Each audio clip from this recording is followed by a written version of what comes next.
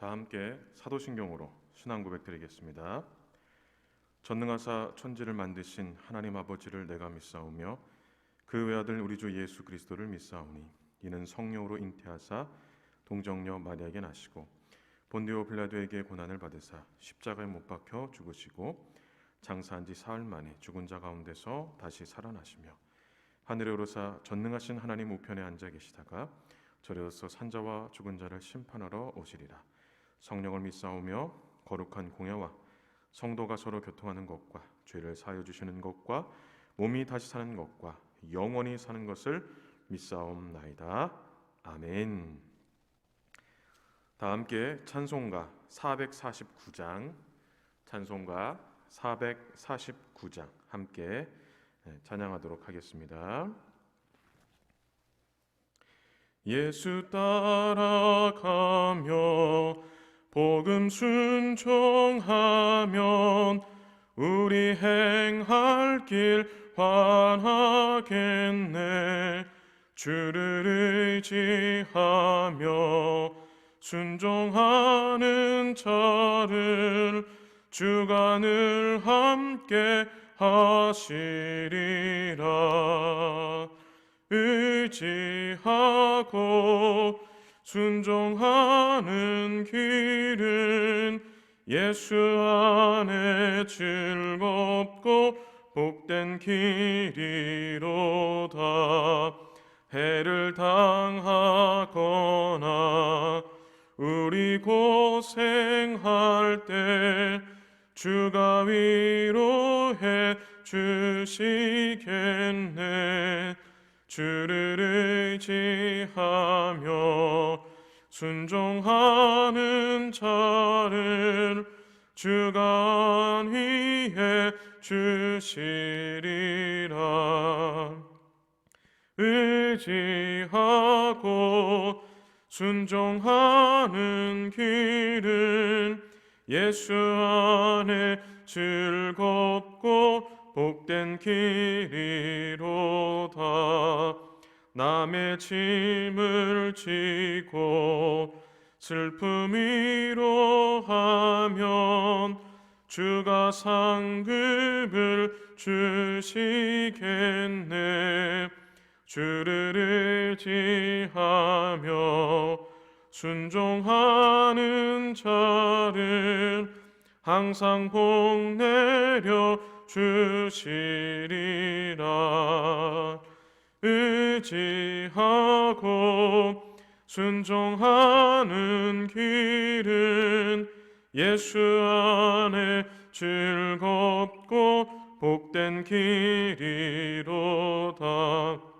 우리 받은 것을 주께 다 드리면 우리 기쁨이 넘치겠네.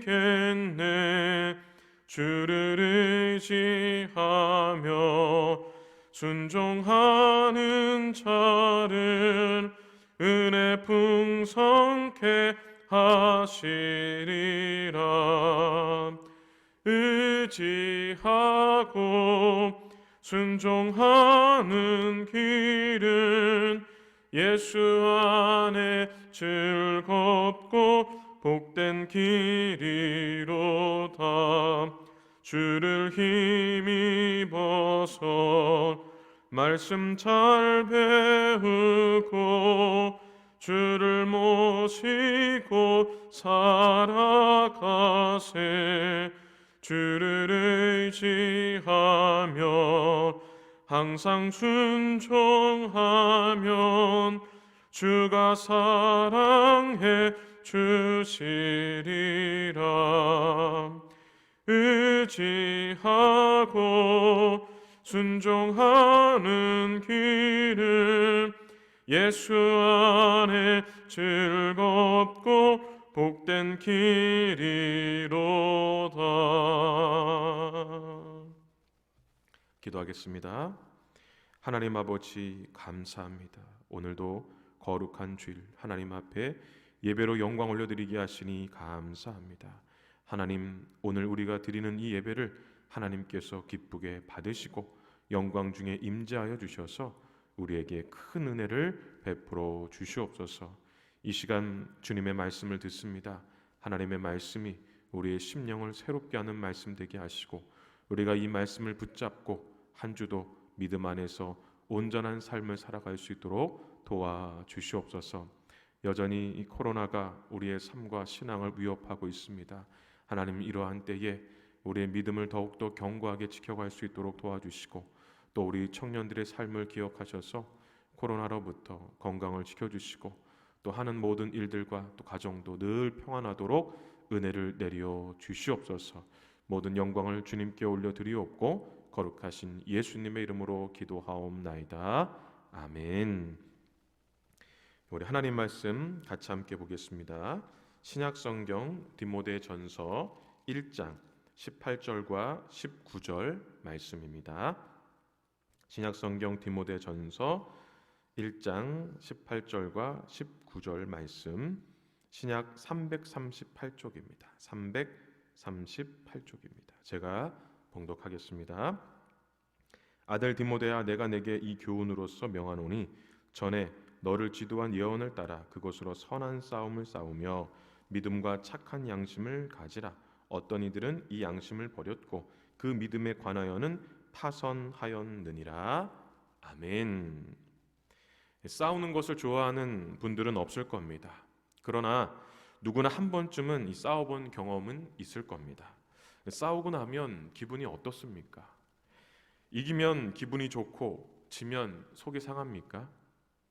사실 화를 내도 또 다투고 싸우고 나도 이기고 지고 이것이 중요한 것이 아니라 화를 낸 것, 다툰 것 때문에 마음이 불편한 것이 사실입니다. 싸우고 난 후에 기분이 좋아진다면 아마도 그게 문제 있는 것이 아닐까요? 자녀들이 친구들과 싸움을 하고 집으로 돌아왔을 때 자녀를 칭찬해 줄 부모는 과연 몇 명이나 될까요? 왜 싸웠는지에 대한 이유를 묻거나 합당한 이유 같아도 싸움은 좋지 않은 것이라고 가르칠 것입니다. 혹 이겼는지, 몇 대를 더 때렸는지, 많이 맞았는지, 그 친구는 어떻게 되었는지를 물어보실 부모님들은 없을 겁니다. 싸움, 다툼에 대해서 성경은 매우 경계하는 목소리를 냅니다. 잠언 17장 19절입니다. 다툼을 좋아하는 자는 죄가를 좋아하는 자요, 자기 문을 높이는 자는 파괴를 구하는 자니라. 그러니까 다툼, 이 싸움이라는 것은 죄가 될 만한 과실을 많이 만든다는 겁니다. 잠언 29장 22절에서는 노하는 자는 다툼을 일으키고 성내는 자는 범죄함이 많으니라. 어쨌든 이 싸움을 통해서 죄를 짓게 된다는 겁니다. 마지막으로 야고보서 3장 16절을 살펴보겠습니다. 시기와 다툼이 있는 곳에는 혼란과 모든 악한 일이 있음이니라. 그러니까 싸움이 있는 곳에는요, 온갖 악한 일이 많이 생긴다는 의미입니다. 이처럼 성경은 싸움에 대해서 경계합니다. 그런데 오늘 본문에 보면 18절에 이런 표현이 있습니다. 선한 싸움을 싸우라. 우리 18절을 한번 읽어볼까요? 아들 디모데야, 내가 내게 이 교훈으로서 명하노니 전에 너를 지도한 예언을 따라 그것으로 선한 싸움을 싸우며. 이 선한 싸움이라는 것이 무엇일까요? 분명 싸움은 죄가 될 만한 과실을 일으킵니다. 많은 죄를 짓게 합니다. 온갖 악한 일이 많이 생기게 합니다. 그런데도 싸움을 하라는 것, 마치 선한 싸움, 그러니까 정당한 싸움이 있는 것 같은 그런 느낌을 받습니다. 그런데 이 18절에서 이 선한 싸움이라는 것은 그런 의미는 아닙니다. 여기에서 이 선하다라는 말은 헬라어로 칼렌입니다. 칼렌은 유익을 얻는, 그러니까 유익을 얻을 수 있는 그런 싸움을 하라는데, 이것은 바로 영적인 싸움, 영적인 전쟁을 의미합니다. 그러니까 일반적으로 이 영적인 전쟁이야말로 우리에게 유익을 주는 그런 싸움이라고 말하고 있는 겁니다. 바울이 디모데전서를 쓴 목적은 여러 가지가 있습니다. 그중 첫 번째 목적은 이단 경계와 복음 진리의 사수입니다. 다시 말하면 진리를 수호하기 위한 영적인 전쟁에서 승리할 수 있도록 도움을 주고자 디모데전서를 썼다는 겁니다. 당시 디모데가 머물고 있었던 에베소에는 영지주의와 같은 이단이 왕성하게 활동을 하고 있었습니다. 영지주의에 대해서 간단하게 말하면 영지주의는 모든 것을 이원론적으로 보는 사상입니다. 즉 선과 악, 거룩한 것과 부정한 것, 그러니까 모든 것을 이렇게 이원론적으로만 분리한다는 겁니다. 예를 들어 사람도 영과 육으로 분리를 합니다. 그럼 이 영과 육도 무엇이 선하고 악한지, 무엇이 거룩하고 부정한지를 나눠야 되는데 이 영지주의자들은 영만을 선하고 거룩한 것으로, 반대로 육은 악하고 부정한 것으로 이렇게 분리를 했다는 것입니다. 그러므로 이 선한 싸움을 하라는 것은 이와 같은 이단 사상에 맞서 복음의 진리를 사수하라는 그런 의미입니다. 복음의 진리를 사수하는 영적인 전쟁은 반드시 이겨야 하는 전쟁입니다. 그래서 바울은 영적인 전쟁에서 이기기 위해서 필요한 것이 무엇인지를 19절에서 말하고 있는 겁니다. 싸움을 전쟁에 비유하자면 전쟁에서 승리하기 위해서는 무엇이 필요하죠? 무기가 필요합니다. 어쨌든 적보다 더 좋은 무기를 가지고 있어야만 승리할 수 있습니다. 즉 이 이단 사상과 맞서서 복음의 진리를 사수하기 위해서도, 이 영적인 전쟁을 하기 위해서도 반드시 이 무기가 필요하다는 거예요. 그러니까 적들보다도 더 좋은 무기를 갖고 있어야 한다는 겁니다. 그러면 영적인 전쟁에서 필요한 무기는 무엇일까요? 우리 19절을 함께 보겠습니다. 믿음과 착한 양심을 가지라. 어떤 이들은 이 양심을 버렸고 그 믿음에 관하여는 파선하였느니라. 이 말씀처럼 영적인 전쟁에서 필요한 무기는 두 가지입니다. 하나는 믿음, 그리고 또 하나는 착한 양심입니다. 믿음과 착한 양심을 가지고 있어야만 영적인 전쟁에서 이길 수 있습니다.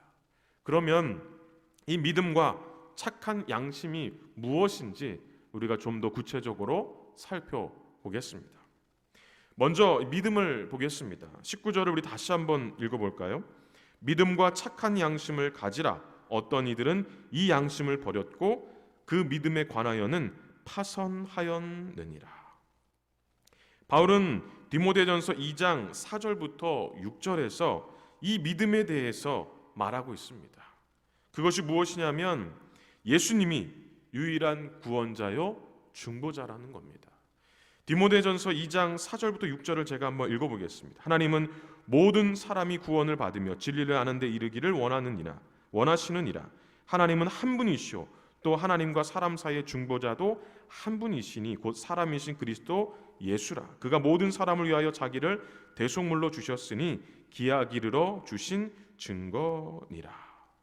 이 말씀처럼 예수님을 유일한 구원자요 중보자로 믿어야 한다는 겁니다. 만약 이러한 믿음을 갖지 못한다면 이 19절의 마지막 부분에서 언급하고 있는 것처럼 믿음에서 파선한 자가 되고 만다는 겁니다. 이 파선하다는 것은 산산조각이 난다는 겁니다. 믿음이 산산조각 났다는 것은 믿음이 없다는 의미입니다. 이런 사람들에게서 나타나는 특징이 오늘 본문은 아니지만 19절 다음에 나오는 20절에 있는데 바로 하나님을 모독하게 된다는 겁니다.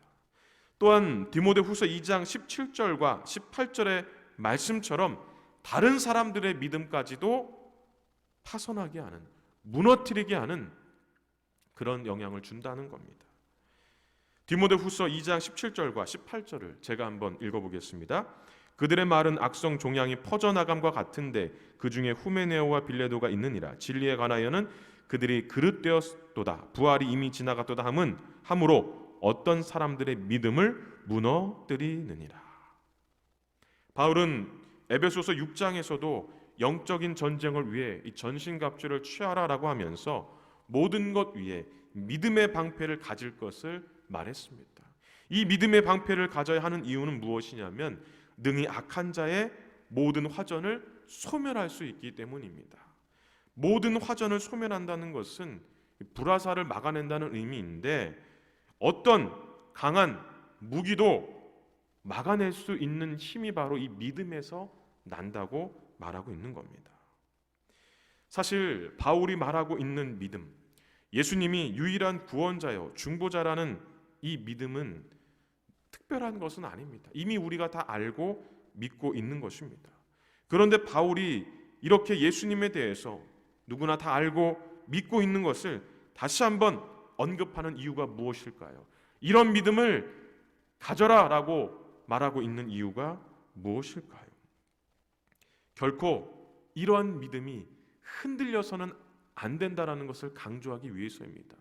그리고 정말 이러한 믿음을 갖고 있느냐, 이것을 확실하게 믿고 있느냐, 우리 스스로를 돌아보게 하기 위해서 이렇게 말하고 있는 겁니다.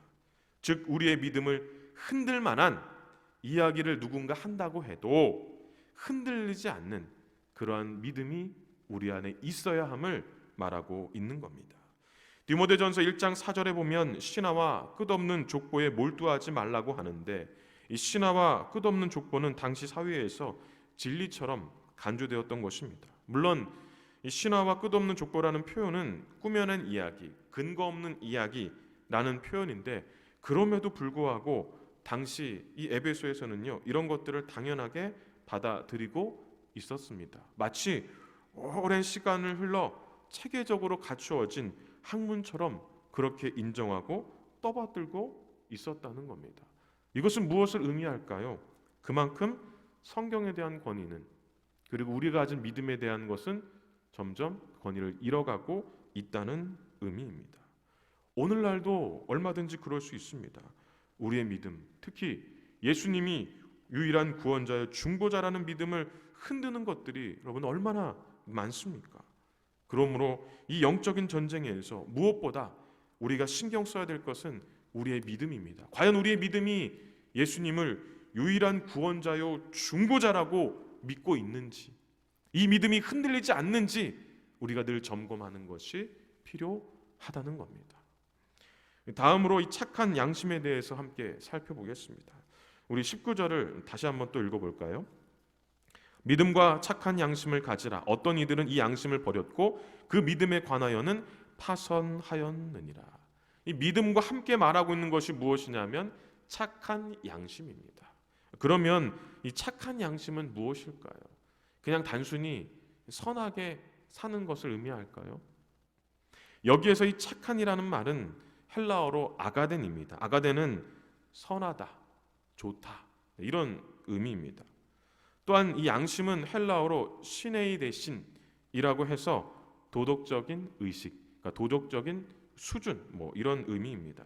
즉 이 착한 양심이라는 것은 도덕적, 윤리적 수준, 도덕적, 윤리적 삶의 기준이 다른 사람들보다 더 선해야 한다는 거예요.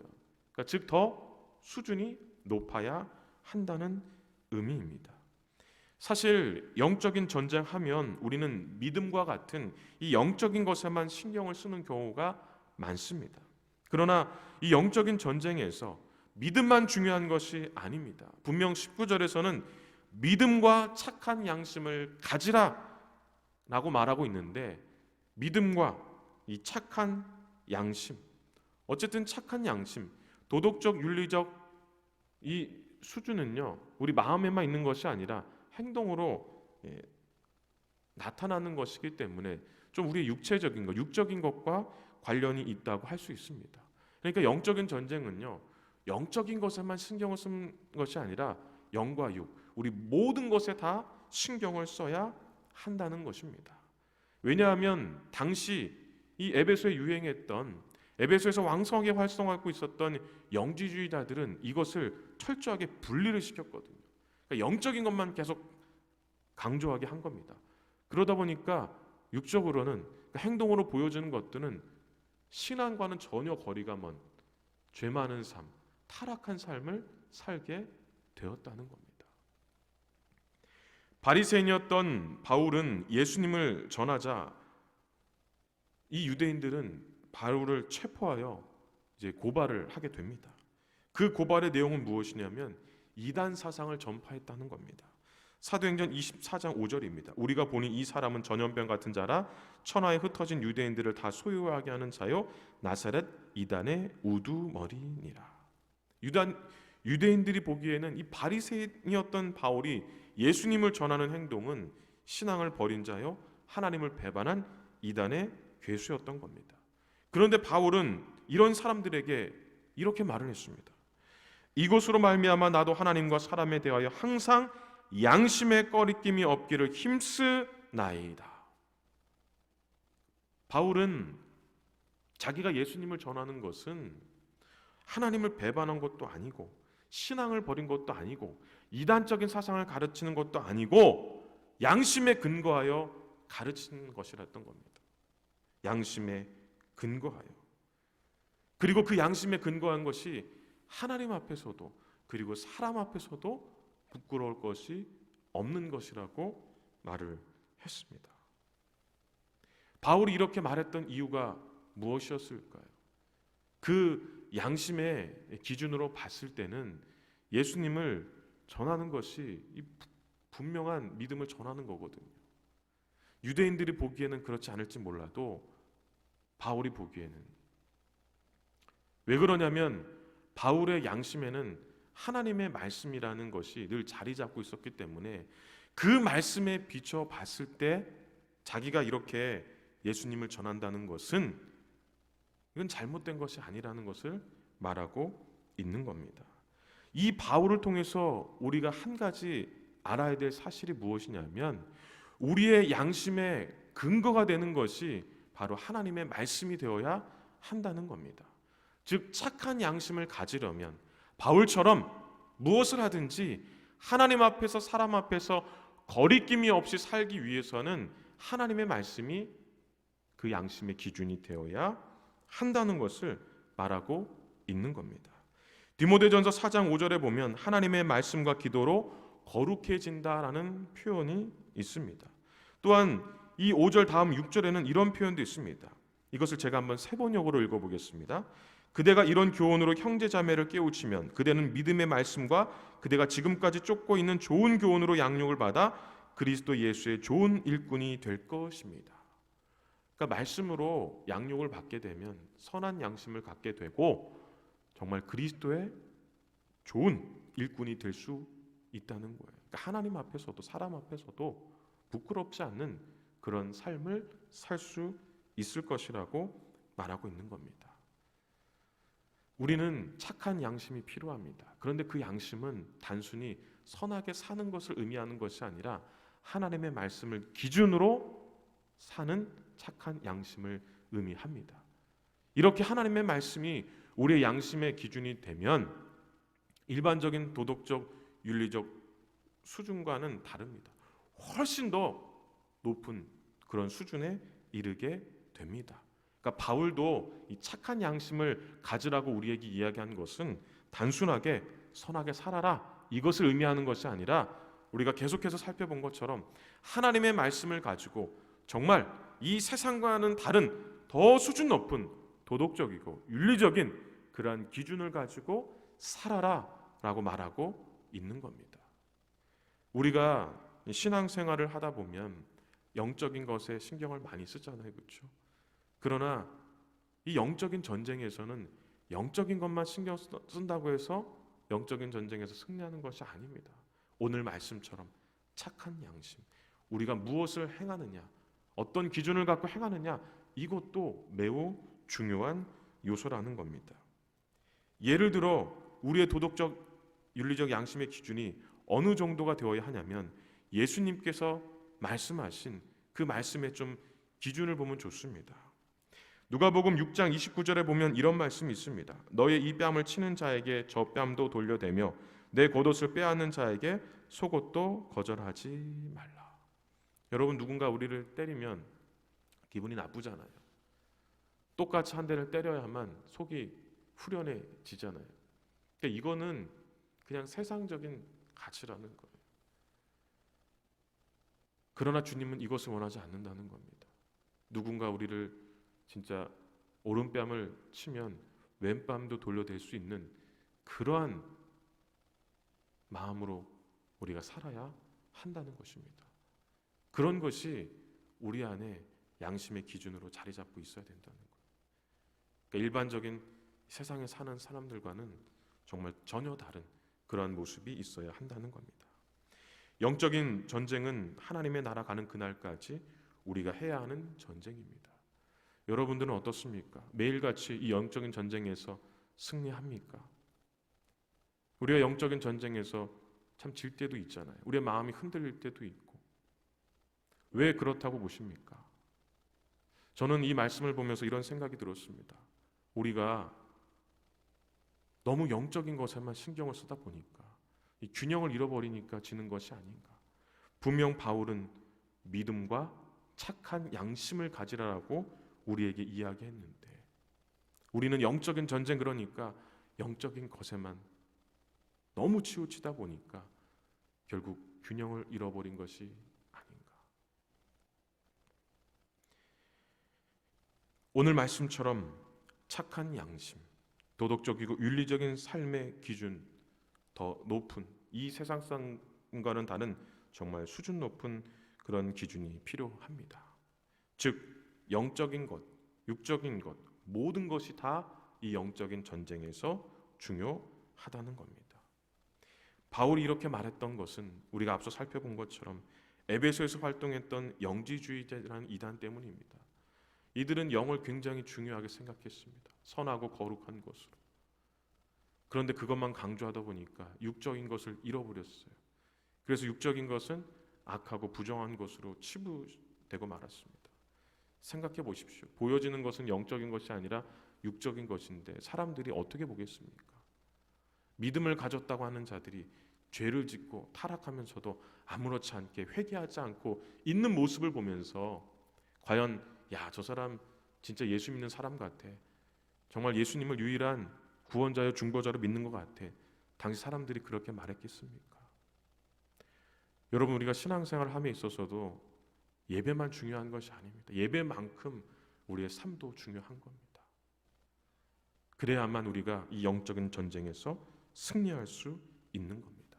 오늘 말씀처럼 믿음과 착한 양심을 가지십시오. 균형을 이루십시오. 그래서 영적인 전쟁에서 늘 승리하는 우리 모든 청년들이 되시길 바랍니다. 기도하겠습니다. 하나님 아버지, 감사합니다. 오늘 이 말씀을 통해서 우리에게 영적인 전쟁에서 필요한 것이 무엇인지 가르쳐 주시니 감사합니다. 하나님, 우리가 너무나 영적인 것에만 신경 쓰며 살고 있지는 않았는지 우리를 돌아보게 하여 주시옵소서. 하나님은 우리를 영과 육의 존재로 만드셨습니다. 흙으로 우리를 만드셨고 그 안에 생기를 부어 넣어 주셨는데 우리는 너무나 영적인 것에만 치우쳐 살고 있지는 않았는지 우리를 돌아봅니다. 하나님, 균형을 이룰 수 있도록 도와주시고 예수님이 우리의 유일한 구원자여 중보자라는 믿음이 흔들리지 않는 그 믿음을 우리가 가지고 하나님의 말씀을 우리 양심의 근거로 삼아 세상 사람들과 다른 정말 도덕적이고 윤리적인 수준이 높은 착한 양심을 가지고 살아가며 이 영적인 전쟁에서 승리하는 우리 모든 청년들 되게 하여 주시옵소서. 이번 한 주도 우리가 다시금 세상으로 나가서 영적인 전쟁을 하게 될 텐데 믿음과 착한 양심으로 승리하는 청년들 되게 도와 주시옵소서. 예수님의 이름으로 기도하옵나이다. 아멘. 지금은 우리 주 예수 그리스도의 은혜와 하나님 아버지의 크신 사랑과 성령의 교통하심이 믿음과 착한 양심을 가지고 영적인 전쟁에서 승리하기를 간절히 소원하는 우리 모든 청년들 마음 속에, 그리고 그들의 가정과 하는 모든 일들 위에 이제부터 영원토록 함께 있을지어다. 아멘.